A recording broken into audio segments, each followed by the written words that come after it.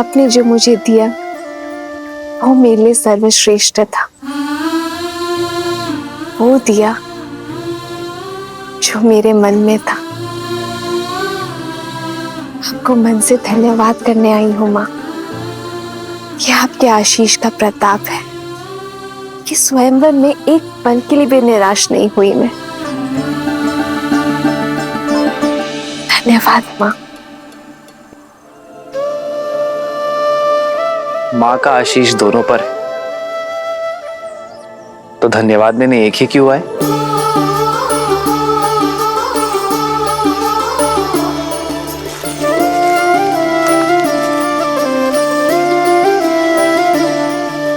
आपका धन्यवाद माँ। आपके और महादेव के प्रताप से मुझे सीता जैसी जीवन संगिनी मिली। सिया राम, सिया राम, सिया राम, सिया राम, सिया राम, सिया राम, सिया राम, सिया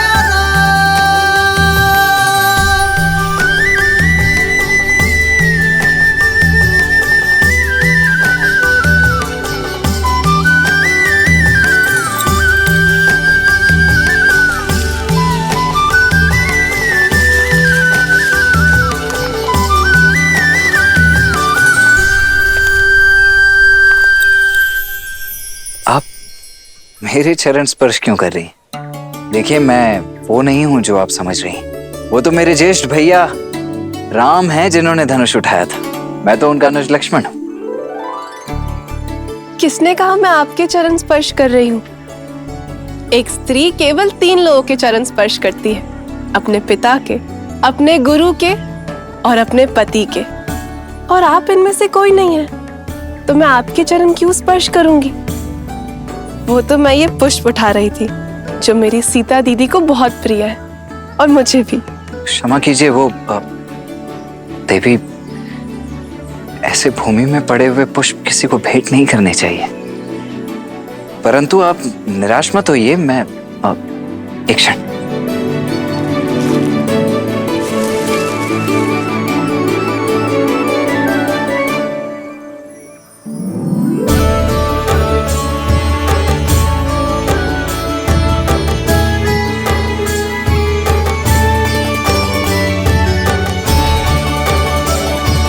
आपके लिए नहीं है, भाभी मां सीता के लिए।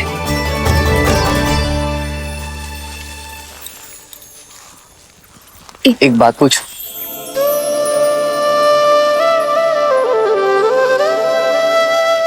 पहले आप। नहीं, स्त्री होने के नाते प्रथम अधिकार आपका है। जो आज्ञा। तो बताइए, प्रत्यंचा चढ़ाने आप सबसे अंत में क्यों आगे बढ़े? क्योंकि गुरुवर का आदेश था। पर जब कोई प्रत्यंचा नहीं चढ़ा पा रहा था तो मैंने आपके नेत्रों में चिंता नहीं देखी। क्योंकि माँ गौरी का आशीर्वाद था कि मुझे मेरे मन के ही स्वामी मिलेंगे।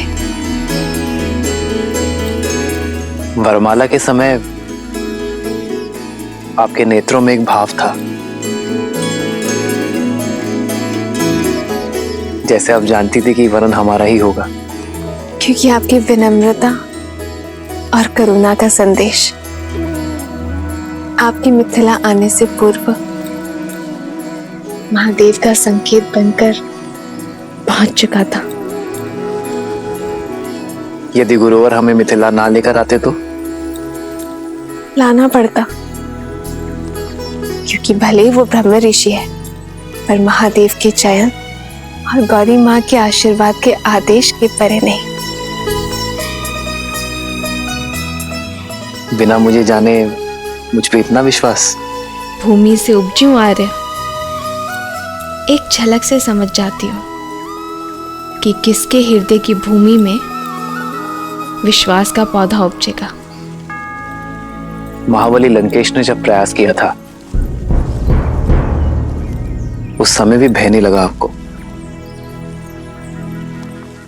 नहीं, क्योंकि 8 वर्ष की आयु में मैंने वो धनुष उठा लिया था। भली भांति जानती थी कि उस धनुष को कोई बाहुबल से नहीं उठा सकता। पर उस राक्षस की आंखों में मैंने अपमान की लज्जा देखी, हार की खींच देखी। उसकी आंखों में मैंने अपने लिए एक गुलशित चाह देखी। क्या देवी उससे चिंतित है? अब नहीं, क्योंकि आप मेरे साथ हैं। विश्वास है कि जब तक आप मेरे साथ हैं, कोई मेरा अनिष्ट नहीं कर सकता। आपका ये विश्वास इस राम को और दृढ़ बना रहा है देवी। मैं धन्य हुआ कि मुझे जीवन संगिनी नहीं, जीवन दर्शिनी मिली है।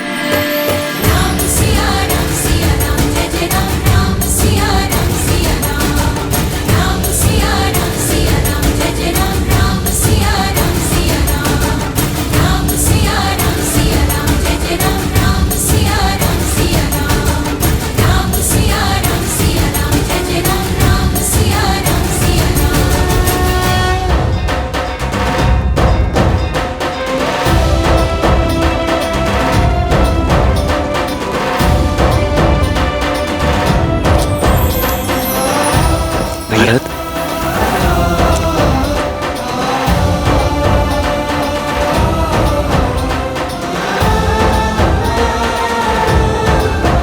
भरत,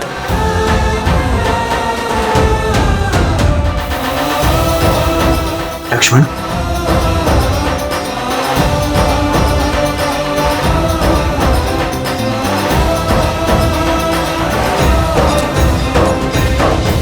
भरत, इतना शीघ्र?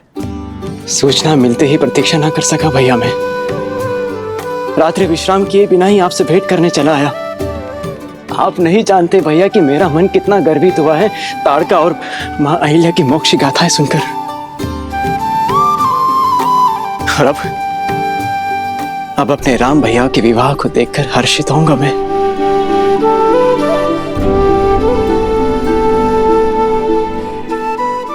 और मेरा मन तुम्हें देखकर हर्षित हो रहा है भरत। भैया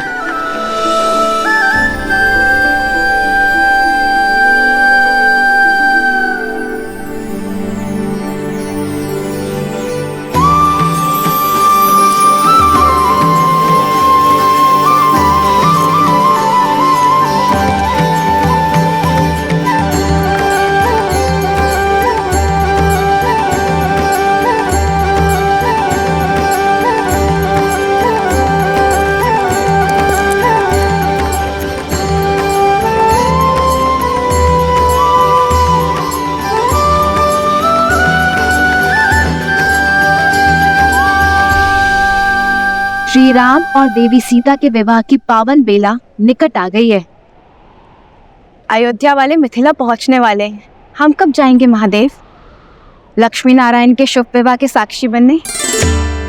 देवी, उस विवाह के साक्षी तो हम बहुत पहले ही बन चुके। आपने स्वयं नारायण की बहन बनकर विवाह की सभी रीतियां निभाई थी और मैंने देवी लक्ष्मी के भाई के रूप में विवाह के सभी संस्कार किए थे। भूल जाती हैं आप? कुछ नहीं भूली हूं मैं, पर वो वैकुंठ था, विवाह देवों का था। यहाँ पृथ्वी लोक में नर रूप में हो रहे इस दिव्य विवाह की छटा ही कुछ और होगी। मैं कुछ नहीं जानती, मुझे मिथिला जाना है बस। और मुझे भी।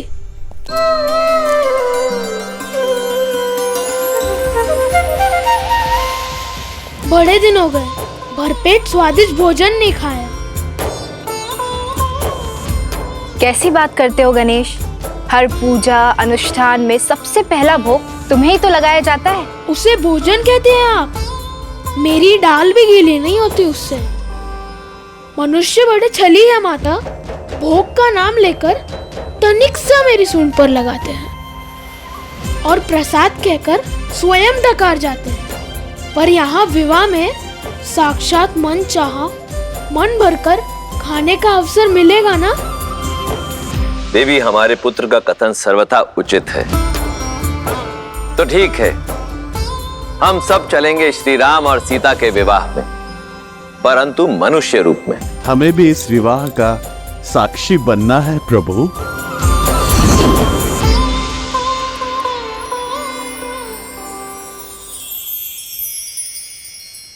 आप सभी नारायण का परिवार हैं, तो इस विवाह में आपको कैसे भूला जा सकता है?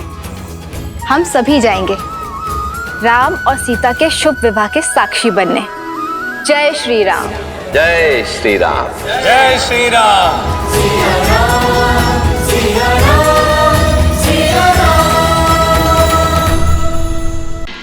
प्रणाम पिताश्री। पुत्र लक्ष्मण, आयुष्मान भव।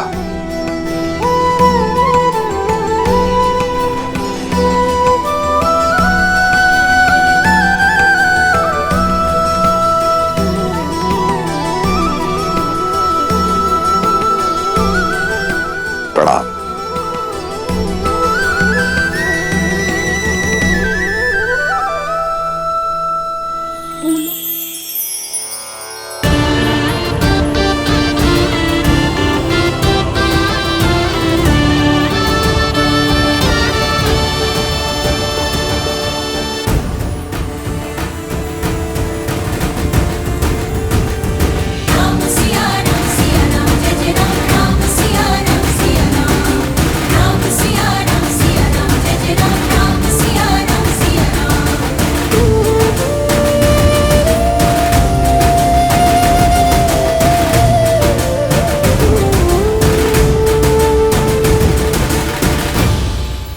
अयोध्यापति महाराज दशरथ, यह है मेरी पुत्री सीता। प्रणाम पिताश्री। सदा सौभाग्यवती भवा। और क्या आशीर्वाद दूं तुम्हें पुत्री। रूपशील हो, गुणवती हो, और सात्विकता तो तुम्हारे मुख पर है ही। अपने तेज से अपनी अयोध्या को सदैव दमकाती रहना पुत्री।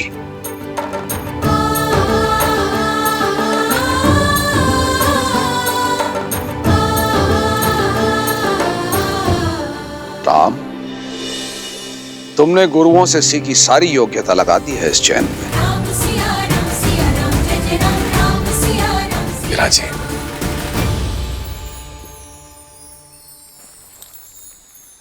अयोध्यापति, अब मैं अपने परिवार से आपकी भेंट कराता हूं। सीता की माता से तो मिल ही चुके हैं आप। प्रणाम। ये मेरी छोटी पुत्री उर्मिला, ये मांडवी, श्रुतकीर्ति। ये दोनों मेरे अनुज कुशाध्वज की पुत्रियां हैं।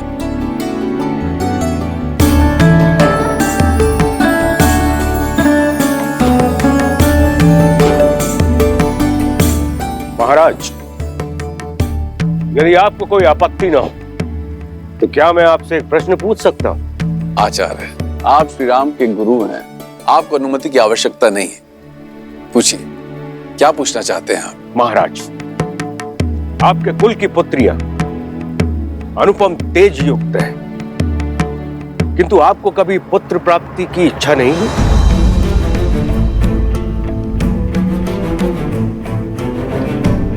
या फिर कभी इस बात का भय नहीं सताया कि आपकी मृत्यु के बाद आपको तर्पण कौन देगा, या फिर आपके लिए स्वर्ग का मार्ग कौन बनाएगा?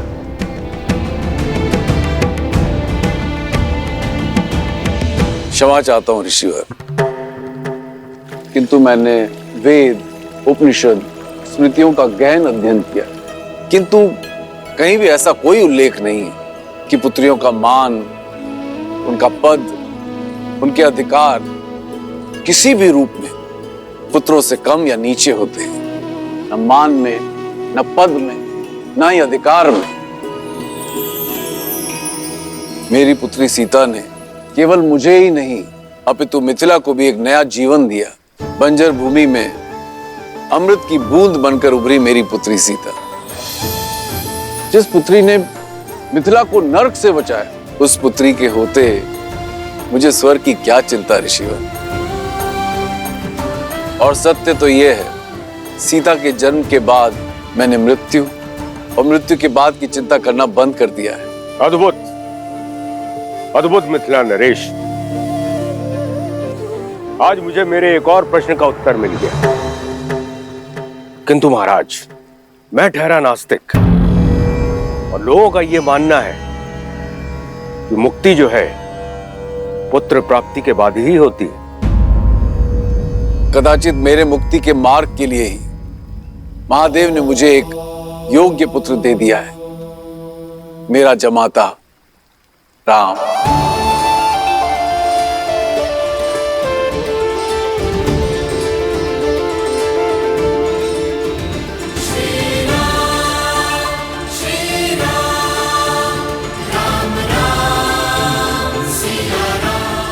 उचित कहा राजर्षि जनक, विवाह संबंध वर वधु के बीच ही नहीं, दो परिवार के बीच जुड़ता है। राम अब आप ही का पुत्र है।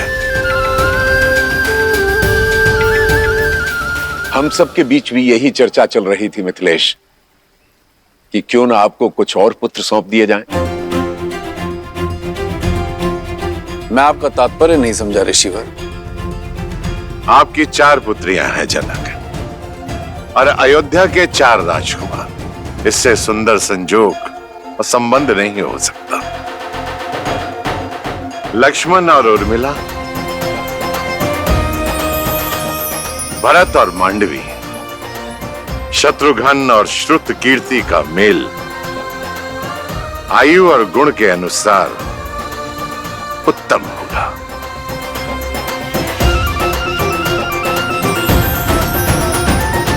आपका क्या विचार है इस विषय में अयोध्यापति? ऋषिवर, इससे बड़ा सौभाग्य तो हो ही नहीं सकता, किंतु इसमें मिथिलापति का मत जानना भी अति आवश्यक है। मेरे कुल की 4 पुत्रियां सूर्य वंश के आंगन में जाएं, इससे बड़ा सौभाग्य मेरे लिए और क्या हो सकता है अयोध्यापति। मिथिला कुमारियों की अपने बहनों से बिछड़ने की चिंता भी समाप्त हो जाएगी, किंतु मिथिला में विवाह से पूर्व पुत्रियों का मन टटोलना अति आवश्यक होता है। अवश्य जनक, जिन्हें साथ रहना है उनका विचार जानना भी आवश्यक है। आप दोनों एकांत में अपनी संतानों से बात कर लीजिए। उचित है।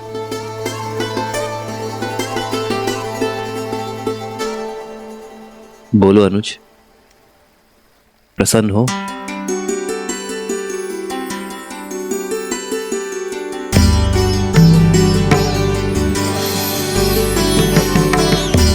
कोई शंका तो नहीं है उर्मिला? पूजा आपने की दीदी, और फल मुझे भी मिल गया। और वैसे भी महादेव और माता गौरी के निर्णय पर कैसी शंका? सीता दीदी की पूजा का फल केवल उर्मिला दीदी को क्यों मिलेगा? हमें भी तो मिलना चाहिए ना, क्यों मानवी दीदी? कितनी बार निवेदन करूंगा भाई, अयोध्या से संबंधी पधारे हैं। कुमारी जानकी के विवाह तक कोई भीतर नहीं जा सकता। आप लोग के भोजन का प्रबंध उधर उस पंडाल में किया गया है। भद्र, मैं भी तो कब से यही निवेदन कर रहा हूँ कि हम इसी शुभ विवाह के प्रबंध के लिए आए हैं। मैं आपको अपने दल का जब परिचय दूंगा ना, आप स्वयं समझ जाएंगे। इन दोनों को देखते हैं, ये दोनों संसार के सर्वश्रेष्ठ रसोइये हैं, और ये नन्हा सा नटखट बालक इनका सहयोगी है। और ये जो पंडित जी हैं, ये तो इतने प्रकांड पंडित हैं कि इनके ज्ञान की तुलना आप स्वयं ब्रह्मा जी से कर सकते हैं। और ये देवी जी जो खड़ी हैं, ये अद्वितीय नृत्यांगना तो हैं ही, परंतु जब वाद्य यंत्र पर अपनी उंगलियां फेरती हैं तो ऐसा लगता है कि स्वयं देवी सरस्वती आ गई हो। और मैं हूं इस दल का मुखिया राम आसरे, और ये है मेरी सहयोगी। अब हम भीतर जाएं? आओ। रुको, ये मिथिला का राजमहल है और विवाह राजकुमारी जानकी का। महाराज ने सभी प्रबंध सज्ज किए हुए हैं, आपकी कोई आवश्यकता नहीं है। और हाँ, भोजन करना है तो आप लोग उधर जा सकते हैं। भोजन नहीं, हमें तो प्रबंध देखने जाने दीजिए। जाओ।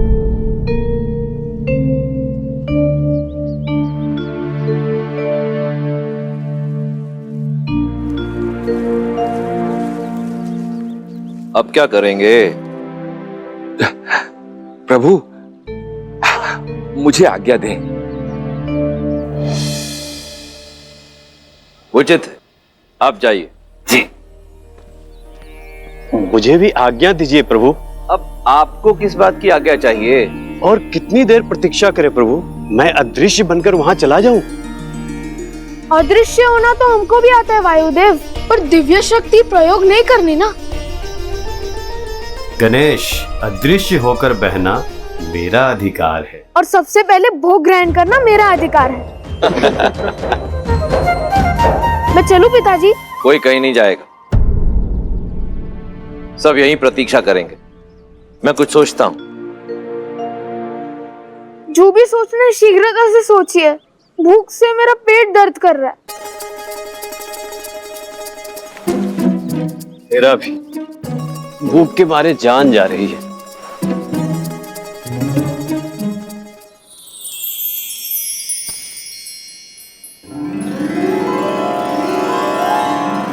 भूख से मुंह कुमला गया है पुत्र, ये लो खाओ। इस पे मेरा अधिकार है। अरे तुम तो और भी ज्यादा भूखे लग रहे हो। लो ये पूरी टोकरी तुम ही रख लो। ये टोकरी का मैं क्या करूंगा माता? मुझे तो केवल ये रसीले फल चाहिए।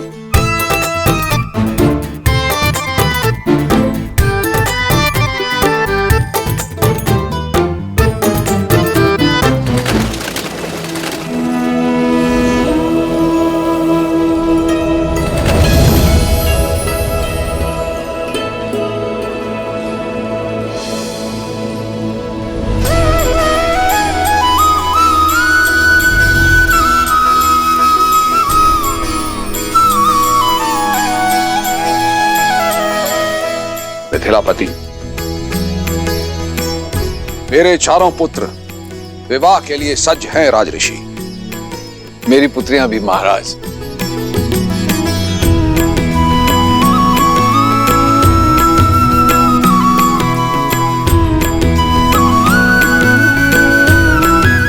विराजी।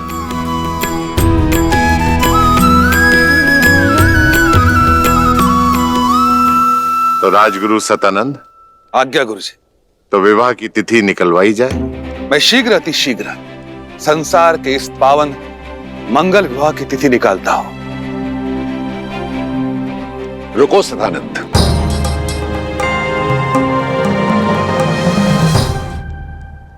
एक बहुत ही पहुंचे हुए त्रिकालदर्शी ज्ञानी महासंत हैं राम आश्रय। उनकी बताई तिथि में कण मात्र भी त्रुटि नहीं होती है। मेरे अनुरोध पर वे अपने समस्त शिष्यों के साथ यहां पधारे हुए हैं।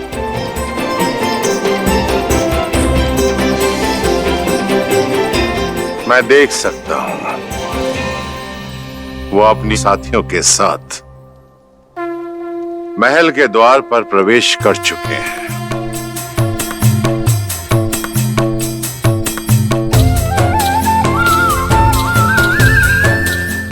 अद्भुत दृश्य है, अद्भुत। राम के विवाह की तिथि राम आश्रय निश्चित करेंगे। राम, जाओ जाकर उन्हें ससम्मान अंदर ले आओ। जी आचार्य। पुत्री सीता, उनके साथ उनकी एक सेविका और कुछ साथी भी हैं। उनका तुम स्वागत करो, मंगलमय होगा। जो आगे।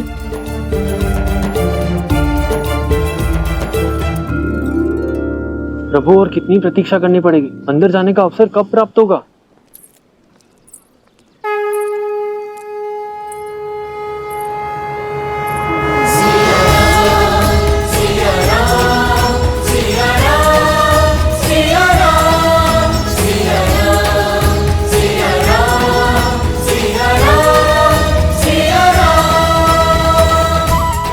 हम सबकी प्रतीक्षा समाप्त,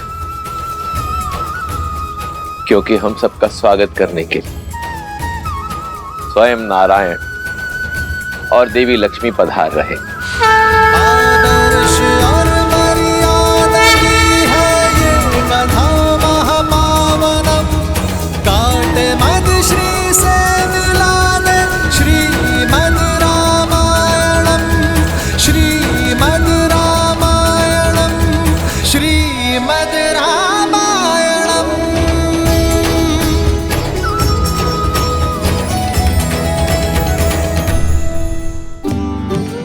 प्रणिपात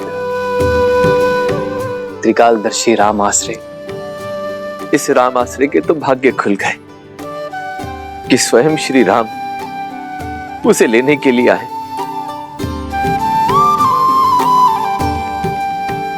देवी गौरिका समेत आप सभी को सीता का प्रणाम।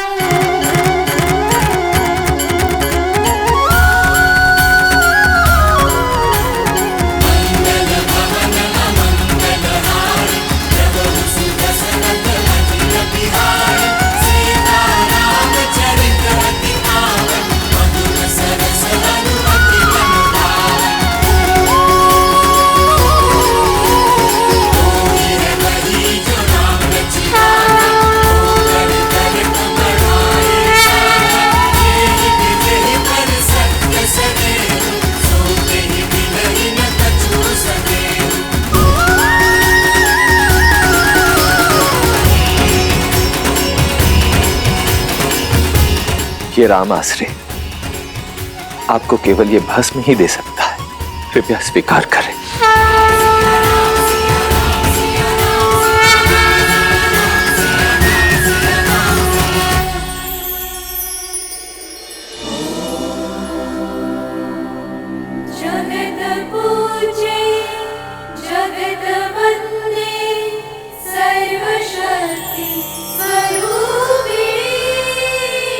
आइए।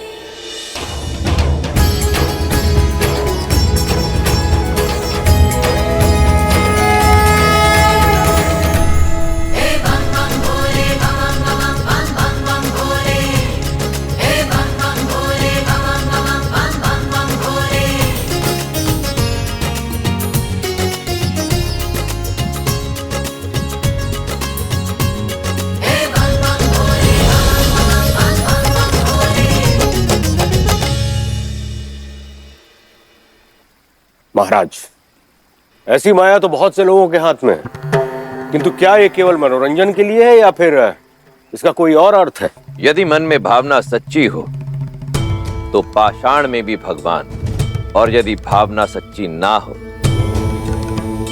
तो भगवान भी पाषाण है, भद्र जाबाली। परंतु आप तो नास्तिक हैं, इसलिए इस तथ्य से अनभिज्ञ हैं।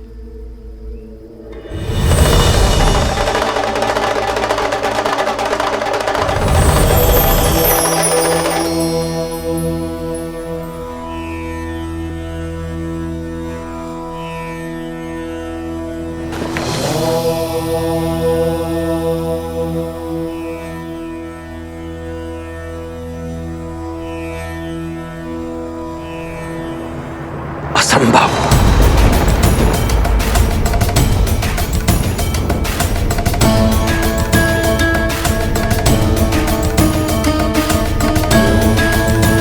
कोई समस्या है महाशय?